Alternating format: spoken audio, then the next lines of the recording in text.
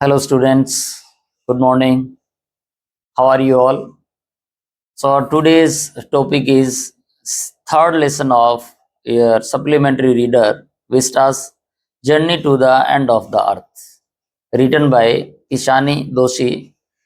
तिशानी दोषी जो है इंडियन इंग्लिश राइटर है, जो कि चेन्नई की है और इनका जन्म 9 दिसंबर 1975 को हुआ। ये इस चैप्टर के अंदर journey to the end of the earth की पृथ्वी के अंत की तरफ यात्रा जो है दिसंबर 2005 से जनवरी 2006 के समय में एक रशिया की तरफ से प्रोग्राम चलाया गया था कि स्टूडेंट ऑन आइस, ये प्रोग्राम है जिसके अंदर विद्यार्थियों को अंटार्कटिका की तरफ लेके जाया जाता है। उनके साथ ये गई थी। तो उस दौरान उसने क्या अनुभव किया और क्या क्या देखा और आगे की क्या संभावनाएं दिखती है, इन सब का जिक्र इस लेसन में करती है। जो तिशानी दोषी है वो राइटर होने के साथ साथ जर्नलिस्ट भी है, पोइट भी है और एक प्रोफेशनल डांसर भी है और अभी है मौके की।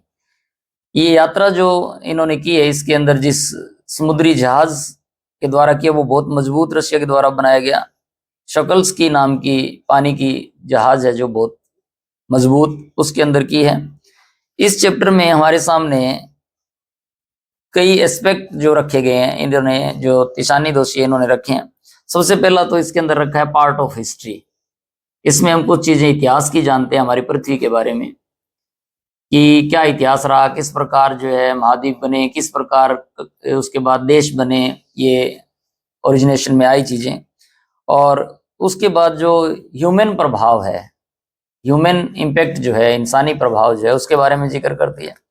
और तीसरे के अंदर वॉक ऑन द ओशन, समुद्र के अंदर जो वो चल रहे हैं उसका जिक्र करती है कि किस प्रकार का उसका अनुभव रहा, क्या था, क्या अभी है और क्या हो सकता है। उस सब के ऊपर इसमें एक स्टडी हमारे सामने प्रस्तुत की गई है बहुत ही सुंदर तरीके से। In fact it is a chapter of geography. ज्यादा ज्योग्राफी का सा चैप्टर लगता है। ये आपके लिए लगभग शब्द जो है वो नए हो सकते हैं, कुछ 2-4 शब्द पिछले लेसन से मिलते होते हैं, वो तो सिंक्रोनाइजेशन हर चैप्टर में होता है। तो निकालिए अपना journey to the end of the earth, page number 18। so let's read the chapter and beginning में वही, before you read, if you want to know more about the planet's past, present and future, the Antarctica is the place to go. Von Voice कि अगर आप हमारी इस पृथ्वी ग्रह के भूतकाल, वर्तमान और भविष्य के बारे में जानना चाहते हैं तो इसके लिए अंटार्कटिका जो है बिल्कुल उपयुक्त जगह है। आपको अंटार्कटिका जाना चाहिए, तभी आप इसकी पूरी तरीके से समझ सकते हैं संरचना को और सारी चीजों को। Early this year I found myself aboard a Russian research vessel, the academic Shakalsky, heading towards the coldest, driest, windiest continent in the world, Antarctica. My journey began 13.9 degrees north of the equator in Madras and involved crossing 9 time zones, 6 checkpoints, 3 bodies of water, and at least as many ecospheres. ये कहती है कि हमारी यात्रा जो है वर्ष की शुरुआत में, अर्ली दिस ईयर, इसी साल शुरुआत में हुई, जो कि heading towards the coldest, driest, windiest continent. Coldest सबसे ठंडा, सबसे हवा वाला, विंडीएस्ट सबसे ज्यादा हवा वाला जो कंटिनेंट है अंटार्कटिका, उसकी तरफ हमारी यात्रा शुरू हुई। कहाँ से? मद्रास से 13.09 degree north of the equator in Madras and involve crossing, और इसके अंदर शामिल थे 9 time zones, 6 check points, 3 bodies of water. Time zone होते हैं जो आप इंटरनेट के ऊपर देखते हैं, जब इंटरनेट के हिसाब से टाइम सेट करते हैं तो उसमें अलग अलग कंट्री का अलग अलग टाइम जोन आता है, जिसमें जैसे +5.30 समथिंग, जैसे इंडिया का तो IST, Indian standard time, Pakistan का आधा घंटा आगे पीछे, अगले देश का, अमेरिका का और ज़्यादा वो टाइम है। और 6 चेक पॉइंट्स और 3 बॉडीज ऑफ वाटर, यानी कि इसके अंदर 9 टाइम क्षेत्र हो गए, 6 चेक बिंदु हो गए और 3 पानी के संग्रह इसमें पृथ्वी के अलग अलग भागों के शामिल होंगे इस यात्रा में, जो ये तारीख हमने शुरू की। By the time I actually set foot on the Antarctic continent, I had been traveling over 100 hours in combination of a car, an aeroplane and a ship. So my first emotion on facing Antarctica's expensive white landscape and uninterrupted blue horizon was relief. ये कहती है कि 100 घंटे की यात्रा जो कुल मिलाकर के, यानी कि कार से भी और एरोप्लेन से भी और शिप समुद्री जहाज से भी मिलाकर के लगभग 100 घंटे की यात्रा हो चुकी थी। और उसके बाद फाइनली ये कहती है कि मुझे सुकून मिला जब मैं अंटार्कटिका के ऊपर पहुंचा, जो कि बिल्कुल सफेद आच्छादित बर्फ से ढका हुआ था, और वहां जाकर के मैंने चैन की सांस ली। लेकिन इसके साथ साथ ये कहती है कि was relief followed up with an immediate and profound wonder at its immensity। साथ ही साथ ये कहती है कि मुझे बड़ा आश्चर्य भी हुआ, इसकी विशालता पर हैरानी भी हुई और इसके अलगाव पर भी आश्चर्य हुआ कि किस प्रकार ये अलग हुआ होगा, क्योंकि but mainly at how there could ever have been a time when India and Antarctica were part of the same landmass। क्योंकि कोई समय था जब भारत और अंटार्कटिका एक ही जमीन के हिस्से हुआ करते थे, ये इतनी दूर कैसे हो गए। देन इसका फर्स्ट पार्ट आता है आपके पास, इसी में पार्ट ऑफ हिस्ट्री। अब चलते हैं थोड़ा सा इतिहास के अंदर। 650 million years ago, a giant amalgamated southern supercontinent Gondwana did indeed exist, centered roughly around the present day Antarctica। कि 650 मिलियन साल पहले, 1 मिलियन आपको पता है 10 लाख का होता है, कि उस टाइम एक सुपर महाद्वीप हुआ करता था गोंडवाना, जो आज लगभग अंटार्कटिका जहां पड़ता है उसी जगह स्थित था। जैसे भारत भी पहले जम्बूद्वीप के नाम से जाना जाता था, उस टाइम जम्बूद्वीप जब था भारत, तो उस टाइम ईरान, इराक, ये आपका बांग्लादेश, पाकिस्तान, अफगानिस्तान, श्रीलंका, ये सभी जम्बूद्वीप के हिस्से थे। धीरे धीरे ये कटते गए और ये अलग हो गए। ठीक उसी प्रकार ये लेखिका बता रही है, हमें ईशानी दोषी बता रही है कि कोई टाइम में एक मिश्रित सुपर महाद्वीप था गोंडवाना, जिसमें ये इंडिया भी, अंटार्कटिका भी, ये सब साथ में थे। Things were quite different then humans had not arrived on the global scene. कि तब तक जो वहां का दृश्य था कुछ अलग था, क्योंकि तब तक इंसान थे ही नहीं धरती पर। 650 मिलियन तो बहुत लंबा टाइम हो जाता है। और उस time climate was much warmer, climate बहुत, पर्यावरण बहुत गर्म होता था। Hosting a huge variety of flora and फाना। फ्लोरा एंड फाना पहले भी हमारे पास है। फ्लोरा एंड फाना होता है, flora means you can take from flower and fauna from animals, यानी कि जीव जंतु, पर्यावरण यानी कि वातावरण और जंतु जो थे। For 5 million years Gondwana thrived, but around the time when the dinosaurs were wiped out and the age of the mammals got underway। उस समय की बात है जब डायनासोर अस्तित्व में थे और उनका लगभग जाने का समय हो गया था। और इसमें गोंडवाना जो था लगभग 500 मिलियन ईयर्स तक वो फलता फूलता रहा, अपने इस तरीके से चलता रहा, चलायमान रहा। उसके बाद धीरे धीरे डायनासोर्स वहां से लुप्त हुए और स्तनधारियों का युग आने वाला था, यानी कि just it was to arrive. But the time when the dinosaurs were wiped out का मतलब बाहर निकल जाना, and the age of the mammals got underway, और ये युग आने वाला था। मैमल्स यानी कि जो स्तनधारी है, जो प्राणी आज के हैं। The landmass was forced to separate into countries shaping the globe much as we know it today. और फिर कहते हैं कि धीरे धीरे उसके अंदर भी विच्छेद हुआ और वो टुकड़ा जो जमीन का था वो अलग अलग देशों के रूप में बंटने को बाध्य हो गया और पृथ्वी इस प्रकार की बन गई जिस प्रकार की आज हम देखते हैं। जो आज हमारे सामने जो अर्थ है, ये रूप उस टाइम बना। To visit Antarctica now is to be a part of that history, to get a grasp of where we have come from and where we could possibly be heading। Antarctica का दौरा करना अब उस इतिहास का एक हिस्सा बनना है, उस स्थान को समझना है जहां से हम आए हैं और शायद उसी ओर बढ़ रहे हैं। यानी कि it's to understand the significance of cordilleran folds and Precambrian granite shields, ozone and carbon evolution and extinction. कि इसका अर्थ हो गया कि कोरिलियन सतह जो है और प्री कैम्ब्रियन ग्रेनाइट की जो ढाल है उनके महत्व को समझना, ओजोन के बारे में जानना, और कार्बन का किस प्रकार विकास हुआ और किस प्रकार उसका विनाश हुआ, उसका विकास और विनाश दोनों चीज इसके अंदर शामिल है। Evolution and extinction, when you think about all that can happen in a million years, जब इस सब के बारे में हम सोचते हैं कि 1 मिलियन सालों में ये सब घटनाएं हो सकती है, तो it is really shocking. It can pretty mind boggling imagine India pushed northwards, jamming against Asia to buckle its crust from the Himalayas. इन सब के बारे में हम सोचते हैं कि एक मिलियन साल में ये सब घटित हो सकता है, और ये दिमाग को बिल्कुल हिला देता है, हमारे माइंड बॉगलिंग, दिमाग को हिला देने वाला, झकझोर देने वाला हो सकता है। कल्पना कीजिए कि भारत उत्तर की तरफ बढ़ रहा है और एशिया की उत्तरी परत के विरुद्ध टकराने से उसकी सतह को उघेड़कर हिमालय का निर्माण कर लेता है।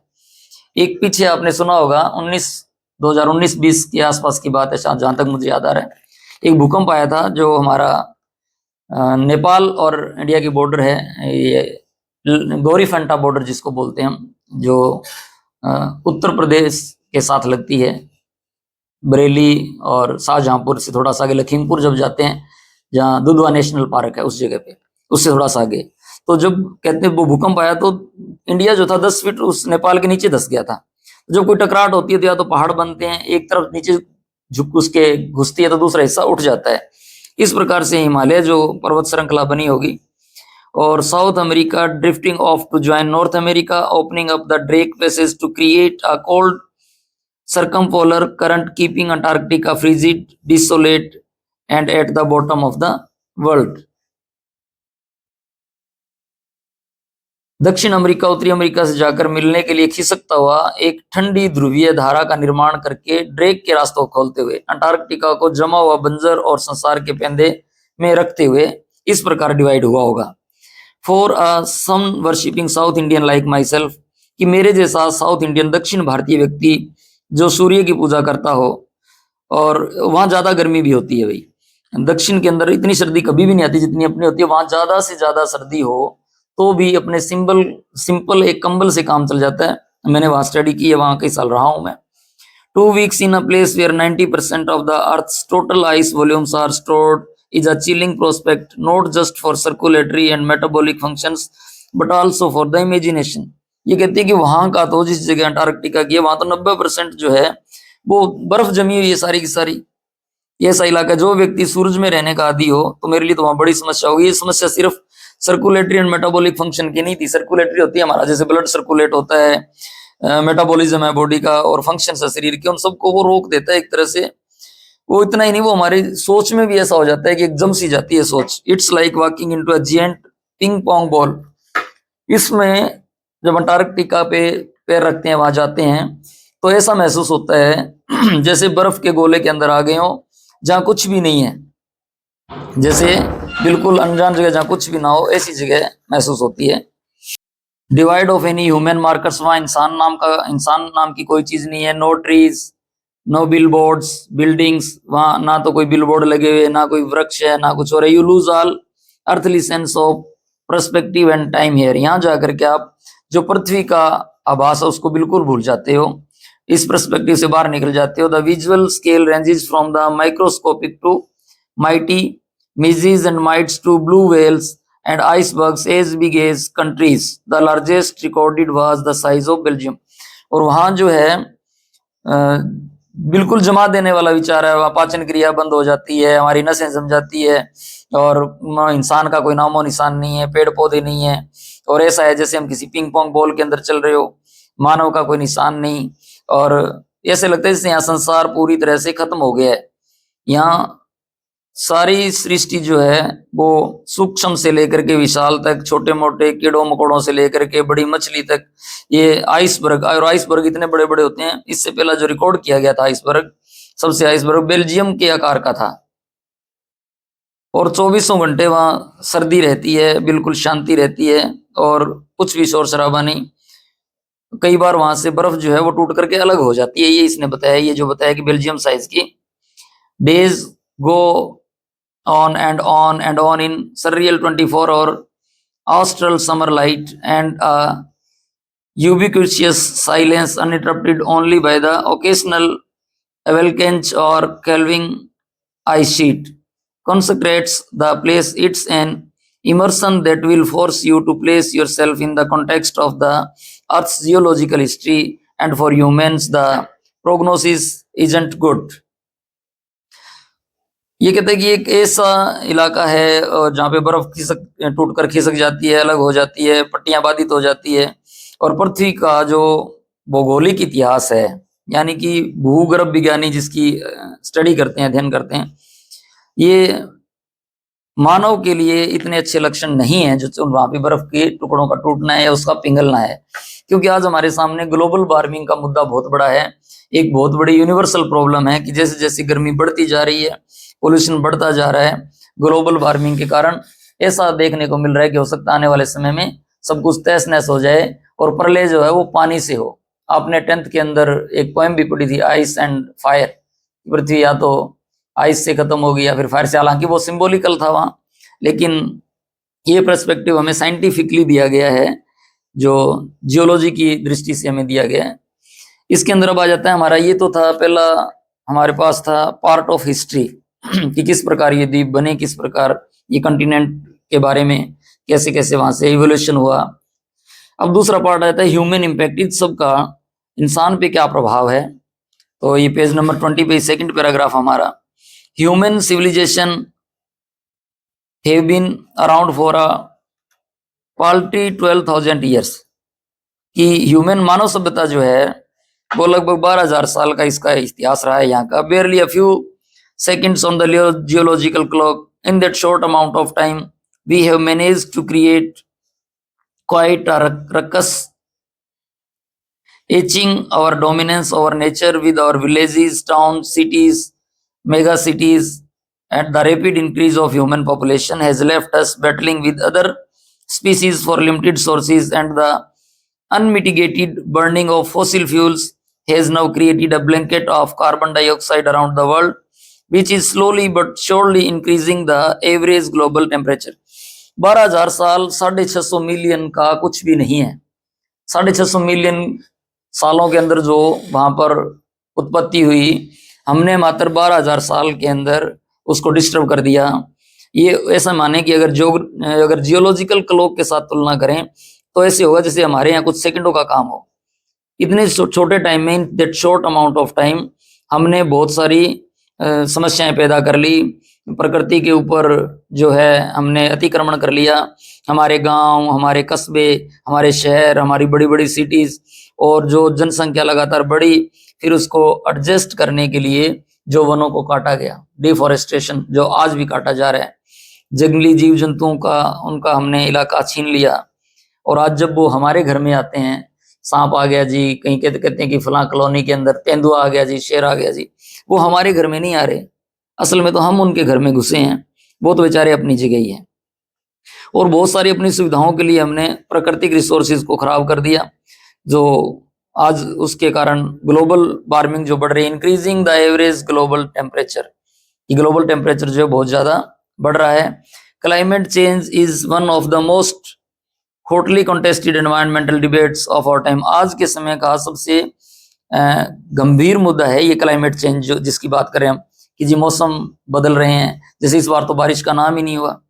और will the West Antarctic ice sheet melt entirely, क्या जो अंटार्कटिका की बर्फ है, हम बार बार जिक्र करते हैं उसका कि दो ध्रुवों पे हमारी जो बर्फ जमी हुई है वो पिघल जाएगी, और उसके पिघलने के कारण will the gulf stream ocean current be disturbed, will it be the end of the world as we know it, क्या ऐसा हो जाएगा कि ये सारी जो बर्फ है उसमें उत्पन्न इतनी बड़ी हमने हलचल उत्पन्न कर दी कि वो बर्फ जो है हमारे तक पहुंच जाएगी, और ये जो जितना हमने संसार बसा रखा है ये खत्म हो जाए, दुनिया खत्म हो जाए। मे बी और मे बी नॉट, शायद ऐसा हो और शायद ना हो, दोनों चीजें हो सकती है। अभी तो ये एक अनुमान है जिस तरीके से ये सब बढ़ रहा है। Antarctica is a crucial element in this debate, not just because it's the only place in the world which has never Will it be end of the world as we know it? Maybe, maybe not. Either way, Antarctica is crucial element in this debate, not just because it's the only place in the world which has never sustained a human population and therefore remains relatively pristine in this respect, but more importantly, because it holds in its ice cores half million year old carbon records trapped in its layers of ice. If we want to study and examine the Earth's past, present, and future, Antarctica is the place to go. कि अगर हमें जो वातावरण में आज बहुत ज़्यादा परिवर्तन हो रहा है, जो अंटार्कटिका, पश्चिम अंटार्कटिका बर्फ अगर पिघल जाती है, तो धीरे धीरे क्या होगा कि समुद्र की खड़ी धाराएं जो सारी व्यस्त व्यस्त हो जाएगी और संसार का अंत हो सकता है इससे। और अगर इसको कंट्रोल कर लें तो नहीं भी, दोनों तरफ से ही। लेकिन मुद्दा ये बड़ा गंभीर है। ये कहते हैं कि संसार में केवल एकमात्र यही जगह है जो अंटार्कटिका वाली, जहां कभी भी मानव जनसंख्या नहीं रही, इसलिए वो तुलनात्मक तरीके से ज्यादा साफ सुथरी है। और जगह तो गंदगी फैला दी हमने। लेकिन the only place in the world which has never sustained a human population, जहां कभी इंसान नहीं बस पाया, इसलिए रिमेन्स रिलेटिवली प्रिस्टाइन, इसलिए वो साफ सुथरी है। इस दृष्टिकोण से अगर हम देखें तो बर्फ में जो पुराने कार्बन फॉसिल फ्यूल्स हैं वो आज भी उनकी तहों में बंद है। और अगर हमें उन सब की स्टडी करनी है, अगर हमें धरती के भूत, वर्तमान और भविष्य का अध्ययन करना है, अगर हम करना चाहते हैं, तो इसके लिए बिल्कुल उपयुक्त जगह है अंटार्कटिका। वहां जाकर के ये स्टडी की जा सकती है। Student on ice the program, इसका हमने शुरू में भी जिक्र किया था कि एक प्रोग्राम चलाया हुआ है रसिया ने, स्टूडेंट्स ऑन आइस, विद्यार्थियों के लिए। I was working with on the shackles की, ये कहती है कि मैं उनके साथ गई थी, स्टूडेंट्स के साथ, जो स्टूडेंट्स ऑन आइस प्रोग्राम था उसमें उनके साथ काम कर रही थी। और शकल्स की हमारी उस जहाज का नाम है। Aims to do exactly this is by taking high school students to the end of the world and providing them with inspiring educational opportunities which will help them foster a new understanding and respect of our planet। उन विद्यार्थियों को इसीलिए ताकि वो आने वाली समस्या के बारे में जान सके, उनको इंस्पायरिंग एजुकेशनल अपॉर्चुनिटीज मिलती है।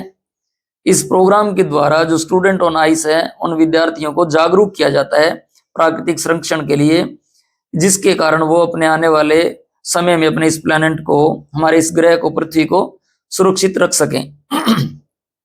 It's been in operation for 6 years now, अब इसको चलते हुए 6 साल हो गए हैं।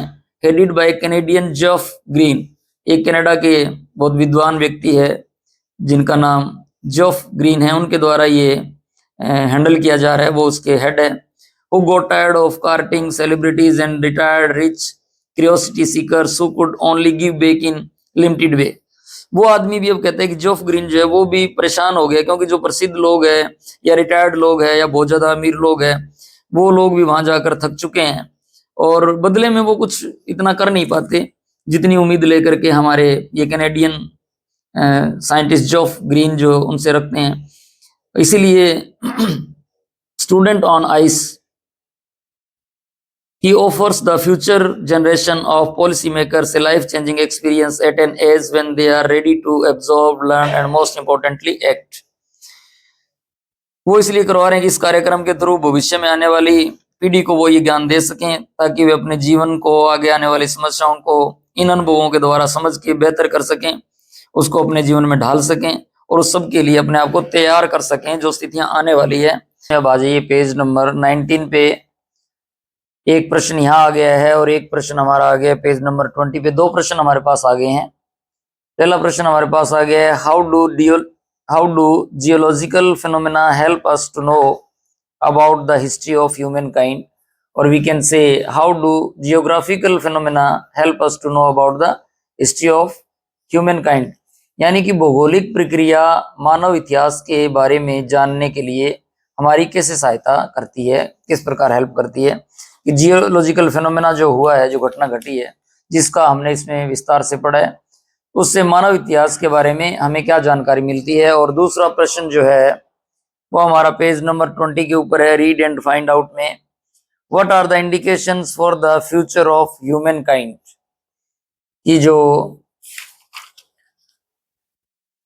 मानव जाति के भविष्य के इस स्टडी से हमें क्या संकेत मिलते हैं। What are the indications, indications होते हैं संकेत, फ्यूचर ऑफ ह्यूमन काइंड, मानव जाति का भविष्य, यानी कि हमारी जो आने वाला समय है उसके लिए क्या इंडिकेशंस दिए गए हैं, ये आपने गहराई से पढ़ लिया। पहले कैसा था कि किस प्रकार उत्पत्ति और व्युत्पत्ति हुई जीवों की, किस प्रकार डायनासोर्स का युग गया, किस प्रकार मैमल्स आए, और आगे जो प्रदूषण बढ़ रहा है उससे क्या नुकसान हो सकते हैं, और ओजोन परत का जिक्र है। ये सब आप सम अप करके और घर से करके ले आएंगे। Thank you and for the day. God bless you.